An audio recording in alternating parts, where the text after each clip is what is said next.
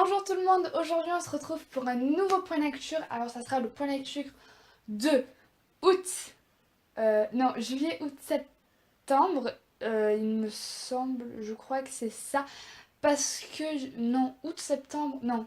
Bref, je me rappelle plus parce que j'ai un livre qui m'a pris beaucoup de temps à lire et parce que j'ai pas pu lire pendant un moment et parce que, ouais, bon, bref, on s'en fout. Donc, du coup, j'ai 3 livres à vous présenter et c'est plutôt pas mal, hein, parce qu'il y a un coup de cœur dans ces 3 livres. Donc, on va commencer tout de suite. Donc, d'abord, je tiens à vous présenter Insomnie de Stephen King aux éditions Le Livre de Poche. J'ai pris une résolution, c'est de vous dire les maisons d'édition, on va y arriver. Vous pouvez croire en moi. Vous voyez la bricasse que c'est, donc c'est ce livre que j'ai mis beaucoup de temps à lire. Par contre, je tiens à passer un petit coup de gueule envers Momox parce que il y avait marqué très bon état sur le site. Mais bon, moi je l'ai bien abîmé quand même, mais en fait je l'ai reçu avec des, est-ce que je sais pas si vous allez bien voir, mais avec des morsures. C'était tout mâchouillé ici. Donc très bon état, je suis pas sûre. Enfin bref, on s'en fout. Bon, voilà. Donc déjà, de quoi parle ce livre? On va suivre l'histoire de Raph. Donc Raph, il me semble qu'il a 60 ans et en fait sa femme, Caroline, a une maladie et elle va mourir malheureusement. Depuis que sa femme est morte, Raph souffre d'insomnie et on va découvrir que ces insomnies ne sont pas dues au hasard et qu'il y a quelque chose derrière ces insomnies. Donc voilà. Alors pourquoi je vais vous lire ce livre déjà? Déjà parce que c'est du Stephen King et je veux découvrir de plus en plus de Stephen King. Mais en fait parce que dans le résumé on nous dit que ça parle de nains. Et vous savez, peut-être que non en fait j'ai la phobie des nains. Voilà, foutez pas de ma gueule, ok? J'ai la phobie des nains. Et je me suis dit putain je vais avoir trop peur et tout, ça va être trop bien. Oui je suis un peu sadomaso sur les bords. Et en fait non, j'ai pas eu peur. Alors dans le résumé, on nous dit que c'est des nains qui font peur, mais en fait ils sont pas décrits vraiment comme des nains qui font peur. Et j'avais, enfin, moi dans ma tête, et je les imaginais genre vraiment, vraiment dégueulasses, vraiment pas beaux, vraiment bleh, et j'avais pas peur. Alors je crois que j'aurais jamais peur en lisant un livre dans toute ma vie. C'est triste de dire ça, mais vraiment, mais je suis insensible niveau peur.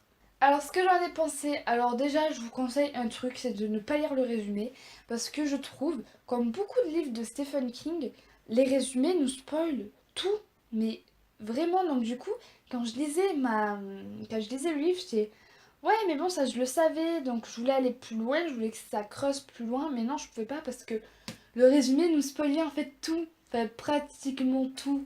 Enfin, on nous révèle quand même pas mal de choses essentielles à la surprise du roman. Je sais pas si vous m'avez compris, mais enfin bref. Et je trouve que les Stephen King, c'est souvent ça. Donc quand vous achetez un Stephen King, basez-vous sur des avis, mais ne vous basez pas sur le résumé, parce que vous savez que la moitié du livre va vous être spoilé. Voilà, c'est le mot que je cherchais. Alors comme dans beaucoup de Stephen King, il y a beaucoup de longueurs. Mais en fait, les longueurs dans les romans de Stephen King, je trouve que c'est des longueurs essentielles. À part un moment pour... mais je vous en parlerai plus tard.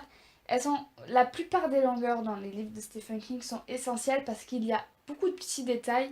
Et ces détails qu'il y a dans les longueurs, en fait, c'est nécessaire pour le roman. Et même ces longueurs arrivent à nous installer, à bien nous émisser dans l'univers sombre de Stephen King. Et si on n'a pas ça, on n'est pas dans l'univers de Stephen King. Donc ces longueurs sont un peu essentielles à l'histoire, je trouve. Mon avis n'a pas changé par rapport à l'écriture de Stephen King. Je sais pas comment vous expliquer, mais en fait, l'écriture de Stephen King vous rend accro au livre de Stephen King, c'est ça en fait.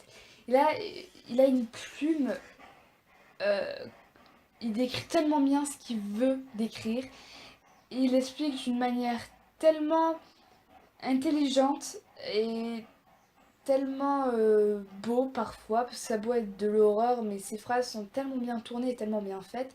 Mais j'aime tellement son écriture. En fait, je pourrais lire des Stephen King rien que pour son écriture. Mais vrai. Alors ce que j'ai beaucoup aimé, en fait j'ai beaucoup aimé l'histoire et comment ça se déroule. Stephen King arrive toujours à nous dérouler l'histoire. Il arrive toujours à nous dérouler l'histoire avec une certaine intelligence, comme je vous l'ai dit. Et j'ai tellement aimé suivre des personnages vieux parce qu'il n'y a pratiquement pas de jeunes dans cette histoire. Ils ont tous 60 ans aussi. À un moment, il y a un couple d'une trentaine d'années. Et j'ai beaucoup aimé suivre ces personnages-là parce que ça change et les personnages de Stephen King sont tellement vrais, ils sont tellement humains, ils sont tellement... Waouh, on a vraiment l'impression que c'est vraiment des personnages réels. Et malgré leur super pouvoir, mais même quand il y a du surnaturel dans les livres de Stephen King, ça paraît tellement vrai, tellement qu'il sait bien le décrire, enfin, bref, voilà. Et ce que je vous ai pas dit aussi, c'est qu'il aborde plusieurs thèmes dans ce roman. Donc il y a donc l'insomnie. D'ailleurs, je me suis beaucoup reconnue dans ce livre parce que je suis insomniaque, mais j'ai des périodes d'insomnie très chiantes.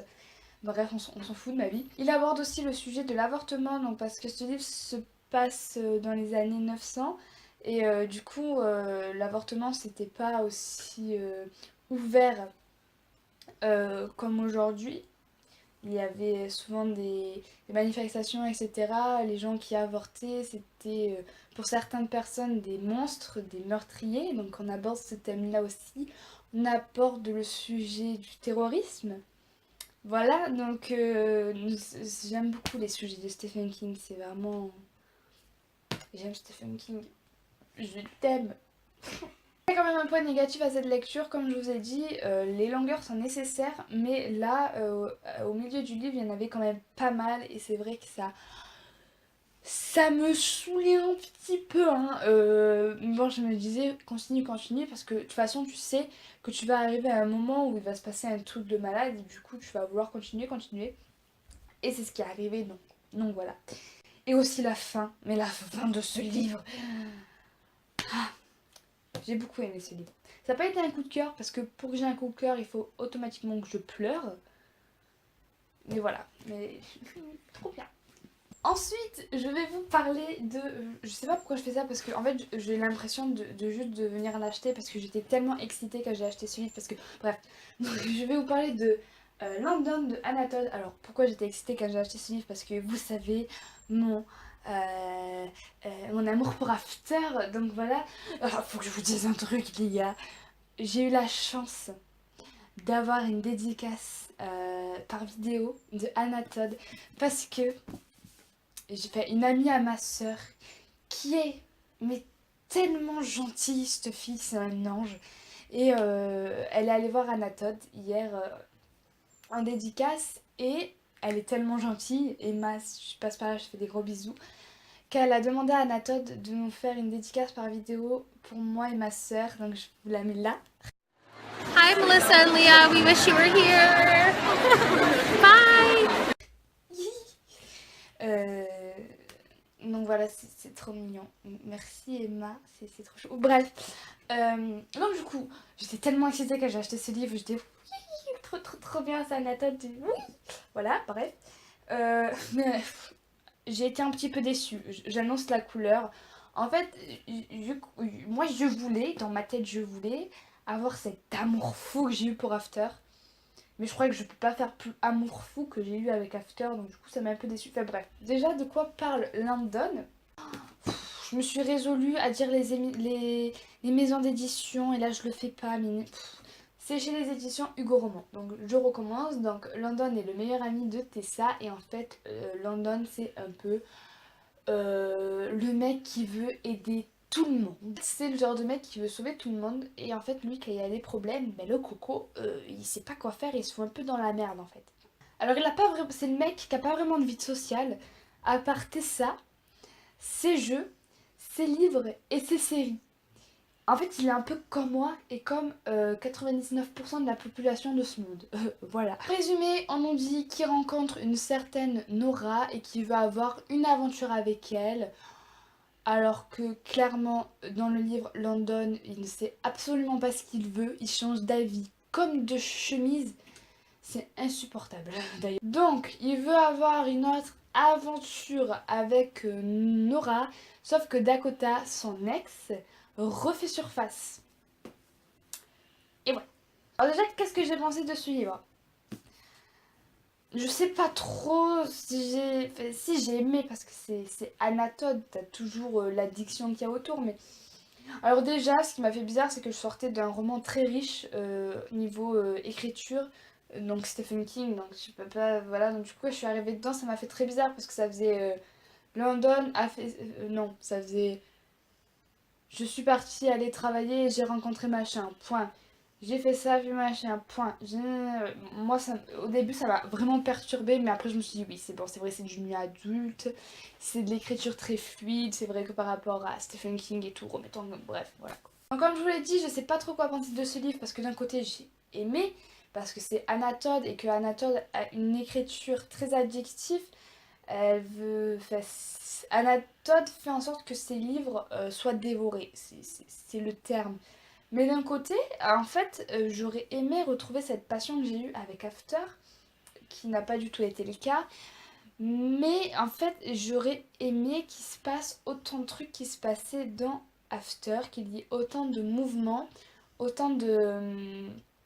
Comment dire, de retournements de situation. Là, il n'y en a pas énormément. Donc c'est ça qui m'a un peu... Voilà quoi. Je pense que c'est peut-être aussi le fait que Landon déjà dans After était pas du tout un de mes personnages secondaires préférés, mais loin de là. Donc c'est peut-être pour ça que j'ai pas trop accroché. Je le vois par rapport à une amie à moi qui aime beaucoup Landon, elle a beaucoup aimé le livre, donc c'est peut-être par rapport à ça, je sais pas, dites-moi si vous l'avez vu, si vous pensez, si vous l'avez lu, si vous pensez pareil que moi ou pas, peut-être que je suis la seule. Je ne sais pas. Alors, ce que j'ai aimé dans ce roman, parce qu'il y a quand même des trucs que j'ai aimé, hein, sinon c'est pas drôle. Moi, ce que j'ai aimé dans ce livre, c'est le personnage de Dakota. Alors, on est censé pas aimer ce personnage, mais moi, c'est le personnage que j'ai kiffé. Parce qu'en fait, je me reconnais vachement à elle. Et je vais vous expliquer pourquoi. Et en fait, je comprends pas comment on pourrait pas la comprendre d'un côté. Peut-être que si on la comprend pas, c'est qu'on va pas chercher plus loin que ce qu'on veut nous faire lire. Je trouve ça dommage d'ailleurs, mais moi je trouve pas qu'elle soit si terrible que ça. Peut-être que l'auteur, si il aurait eu vraiment envie qu'on l'aime pas, il aurait dû pousser les vis plus loin. Je trouve très compréhensible chez Dakota, c'est qu'elle a voulu quitter London, bon d'accord, c'est pas cool, elle a quitté, mais c'est compréhensible d'un côté parce que depuis leurs 14 ans ils étaient ensemble, euh, ils étaient tout le temps ensemble, puis après ils ont enfin, après London a déménagé. Puis après, elle est partie à New York. Puis à New York, il lui est arrivé plein de trucs. Elle a pratiquement réalisé son rêve d'atteindre une école de danse. Donc forcément, tu fais des trucs comme ça. Forcément, tu as envie d'être libre. Parce que ça fait depuis tes 14 ans que tu es avec le même gars. Et forcément, tu as envie de tester de nouvelles choses. Ce que je comprends absolument. Et du coup, pour moi, c'était pas... enfin, c'était pas horrible qu'elle ait voulu quitter London. Après, les gens peuvent trouver ça abusif qu'elle revienne et qu'elle regrette de l'avoir quitté, mais moi je trouve ça encore un peu compréhensible parce que Dakota a voulu, a voulu essayer autre chose et ça n'a pas marché. Elle a vu qu'elle avait fait. En fait, Dakota c'est un peu une emmerdeuse. Elle sait pas trop ce qu'elle veut, mais au moins elle a essayé. Elle a vu que c'était pas ce qu'elle préférait. Elle a vu que ça la réussissait pas et du coup elle est allée voir London et elle lui dit ben voilà tu manques machin. Et d'un côté c'est courageux d'aller voir quelqu'un qu'on a quitté. Hein. Je dis ça, je dis rien. Dakota, je la comprends, je trouve son histoire très compréhensible et je vois pas comment on pourrait la détester parce que elle a voulu aller à elle a voulu faire d'autres choses, elle a voulu prendre l'air tout simplement et on peut pas lui en vouloir pour ça. Bref, là je suis en train de faire une philosophie sur Dakota, ça va plus. Sinon bien évidemment ce que j'ai kiffé retrouver c'est Tessa et Ardine parce qu'on en parle un peu dans le roman même si on les retrouve pas sur leur meilleur jour. Voilà. Ceux qui ont lu After et ceux qui savent ce qui se passe à New York comprennent ce que je veux dire. Mais voilà, c'était ça et Ardine, on peut pas faire plus fort que. Non, c'est pas possible. Alors, conclusion, parce que oui, moi je fais ça en forme de leçon, tu vois, il y a la problématique, puis il y a ce qui s'est passé, puis il y a la conclusion, enfin bref. Alors moi, faut vraiment que je dorme parce que là, c'est plus possible, je dis de la merde, bref. Donc conclusion, j'ai bien aimé ce livre mais c'est pas ce que je m'attendais.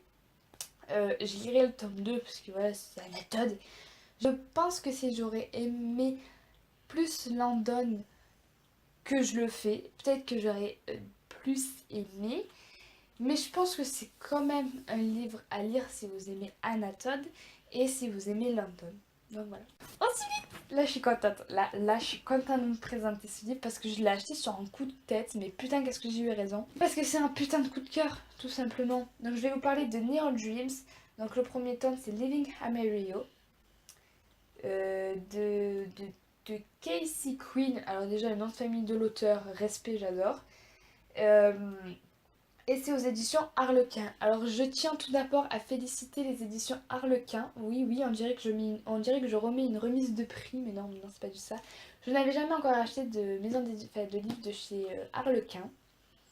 Mais putain, qu'est-ce que vous êtes fort parce que 14,90 €, je trouve ça absolument pas cher et très raisonnable pour la couverture qui est absolument belle et très designée, pour le nombre de pages et pour l'écriture qui est différente, et pour la solidité du dos du livre. Putain, ça fait du bien d'avoir des maisons d'édition qui pensent aux bibliothèques des clients et qui et qui fassent en sorte que le dos ne se casse pas. C'est d'ailleurs, je me suis pété la main en faisant ça. Hein, voilà, on peut entendre que il y a une putain de protection et que quand on fait ça, et ben ça ne se casse pas. J'ai cru que je l'avais cassé en faisant ça, mais non. Mais on le voit, il y a une putain... Bref. Bravo les émissions Harlequin. Non. Bravo les éditions Harlequin. Je vous aime et j'achèterai plus de livres dans votre maison d'édition. Voilà, vous m'avez convaincu par votre prix raisonnable et par la qualité de vos produits. Bravo. Je vais vous parler de Living Amarillo qui est genre vraiment cool. Regardez cette couverture comme elle est belle. Moi j'aime, j'adore. Bref. Donc, on va suivre l'histoire d'un groupe qui se nomme Living Amarillo. Dans ce groupe, il y a Dixie et Dallas qui sont frères et sœurs et Gavin qui est l'ami d'enfance de Dixie et Dallas. Alors, ils ont rencontré Gavin à l'enterrement de leurs parents. Voilà, c'est triste. Ils l'ont rencontré quand ils avaient 10 ans. Et ils se sont liés d'amitié depuis. Et en fait, Gavin a une enfance vraiment très difficile parce que sa mère est une droguée. Du coup, il mangeait pas. Voilà, c'était un enfant très malheureux. Et du coup, vu qu'ils se sont liés d'amitié, et ben, il passait pratiquement sa vie chez les grands-parents de Dixie et Dallas. Donc, c'est les grands-parents qui, du coup, ont élevé Dixie et Dallas. Et en fait, en grandissant, ils se sont trouvés un amour pour la musique. Et du coup, ils ont créé le groupe Living Amarillo. Et en fait, c'est un groupe pas tellement connu. Et ils essayent un peu de se faire connaître en faisant des petits concerts, des festivals, etc. Dixie tombe amoureuse dès qu'elle rencontre, Gavin. On sait pas trop au début si Gavin, si leurs sentiments sont réciproques, mais on se doute bien qu'il y a quand même une attirance qui est quand même là. Donc je vous en dis pas plus parce que j'aime pas trop vous spoiler. J'ai oublié de vous préciser aussi, c'est qu'en fait Dallas est énormément protecteur envers sa sœur. Donc niveau mec, c'est un peu compliqué et Gavin a fait la promesse à Dallas de ne jamais toucher sa sœur. Donc voilà, j'avais un peu oublié ça, c'était un peu le truc principal. Mais bon. Au début, j'avoue que j'ai eu un peu de problèmes au tout début parce que je ne comprenais absolument pas Dallas, pourquoi il était aussi protecteur, c'était tellement agaçant, la meuf elle avait le droit limite de rien faire, ça m'a un peu agacé. Et ce qui m'a un peu agacé au début, c'est la naïveté et le surréalisme de Dixie. Voilà, c'est dit. Mais au fil de ma lecture, j'ai complètement été immergée dans l'ambiance et l'univers de ce roman qui est tellement bien écrit. Je vais vous expliquer. Déjà, oh mon dieu, j'ai adoré comment l'auteur En fait, j'aime énormément son écriture. Elle écrit... En fait, elle fait des mots simples, des phrases magnifiques et bien écrites et écrites avec une intelligence pour bien nous faire passer des émotions et pour nous dire ouais, cette phrase elle est belle, je la prends en photo pour que je l'écrive dans mon cahier de citations. Is me. Les descriptions des personnages, des lieux, des concerts, des émotions par rapport à la musique. Tout ça, c'est super bien exploité, super bien décrit. On visualise super bien la chose, on comprend la chose, on vit la chose. Et c'est vraiment bien. Ah, ça m'a fait tellement du bien, ça faisait tellement longtemps que j'avais pas ressenti ça en lisant un livre. Et merci, Casey Quinn, quoi. Et en plus, Gavin, tout le long du roman, je l'ai imaginé en Jan Somerhalder, c'est-à-dire Damon dans The Vampire Diaries. Et juste pour ça, faut lire le roman, quoi. Voilà, quoi. Elle a rendu à me rendre dingue des personnages, de leur relation, de ce qu'ils vivaient. J'étais en mode, non, non, non, fais pas ça, please. Et en mode, ouais, je suis choquée et tout, mais vous êtes trop mignons. C'était une trop bonne lecture. Et d'ailleurs, j'ai acheté le tome 2 que je vais m'empresser de lire. Voilà. Donc voilà, c'est la fin de cette vidéo, j'espère qu'elle vous aura plu et je suis assez contente parce que j'arrive de plus en plus à m'exprimer au niveau de mes lectures, ce que je n'arrivais pas trop à faire au début sur ma chaîne Booktube, mais bon, c'était le début, tout ça, tout ça. Donc voilà, dites-moi vous tout ce que vous avez lu et peut-être que ça m'intéressera et je regarderai, dites-moi ce que vous en avez pensé, dites-moi si vous avez lu ces livres-là, etc. etc. Je vous fais très gros bisous et je vous dis à très bientôt pour une nouvelle vidéo. Ciao!